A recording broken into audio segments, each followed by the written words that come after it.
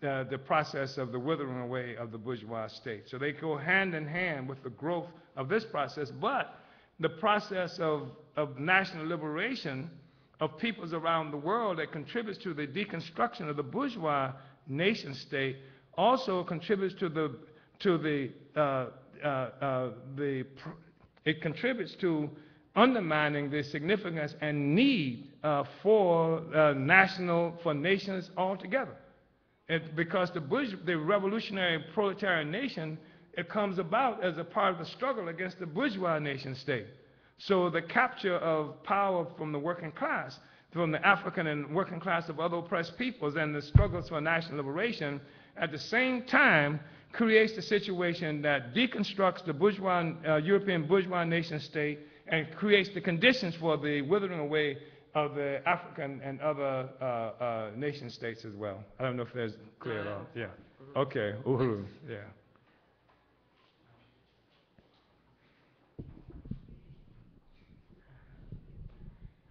Uhuru. I'm going back to what Jesse and I forget her name. What? No. Diana. Yeah. I, this question about national socialism and how I'm connecting the dots because in the northern pole, that's, in Germany was only industrialized. In much of Europe, in Italy, you saw the rise of fascism, which, they use elements of the white left and the so-called, right wing, and while Russia, it was a feudal society. So the contradictions were that Europe was had a lot of wealth, and it was, at that time, it was, trying to protect itself.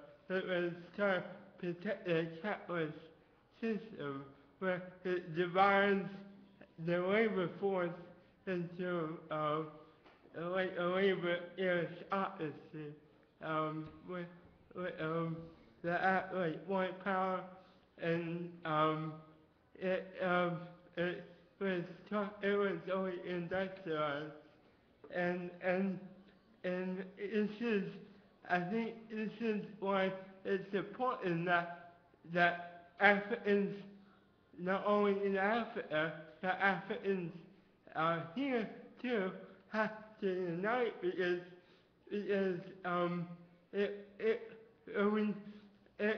because Africa, if you just have a revolution in Africa,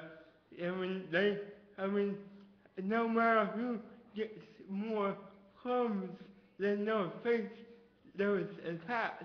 It would be like, the only Africans here go to prison as free labor. In some ways, I'm not saying it's worse than slavery back then, but imagine being in a box and to me that is dangerous to African workers.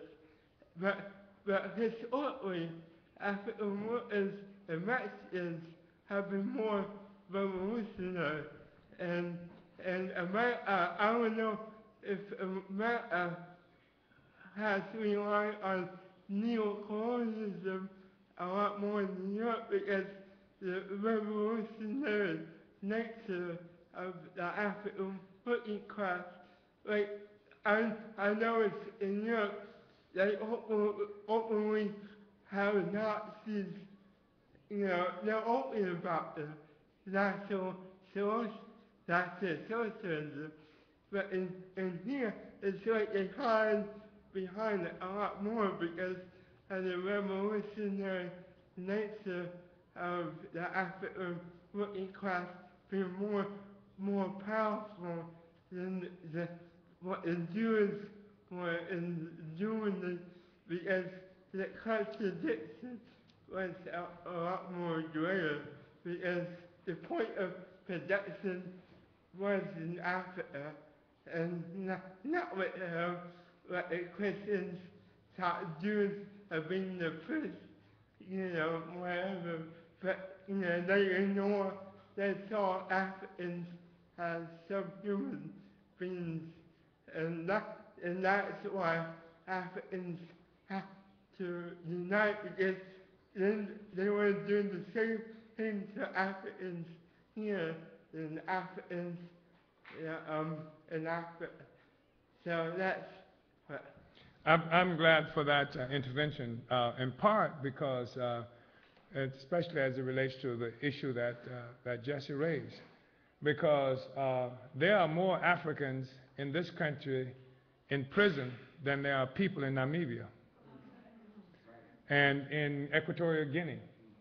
And the fact is, when I speak in Africa and talk about the number of African people who are in prison, it's a mind-boggling thing to them. They have notions by Oprah Winfrey and other things like that about, because that's what they get. But that is, I think that is really helpful for Johan, because it really grounds it when you talk about this, big material difference in the existence of Africans here and, and on the continent and other kinds of places. That is objectively real, and that was really helpful for you to raise that. And also, I just wanted to say that the labor aristocracy is a concept that some of the Marxists used to define those socialists or those workers who united with the bourgeoisie against the other workers. But the workers that they united with the bourgeoisie against were other European and white workers. It wasn't like they rose up in Germany at any given time because of what the Germans were doing, like in Namibia, to the workers there. That was never an issue. It was an issue of a certain sector of the working class apparently being able to unite with the bourgeoisie there against other sectors of the working class.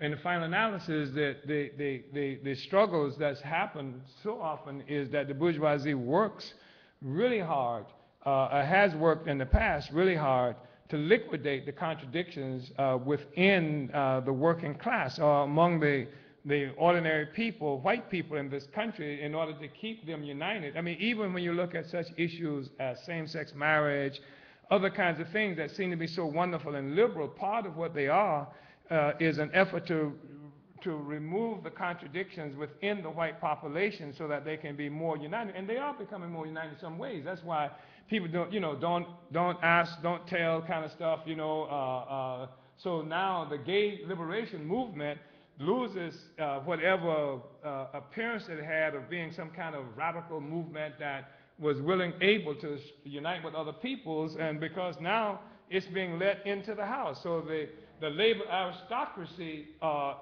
is, generally speaking, something that one could say was true of the use of the basic, workers in this country. And finally, I just wanted to say that it contributes to this understanding, in my view, contributes to this issue that people like the Leninists and other people came with the concept of super exploitation.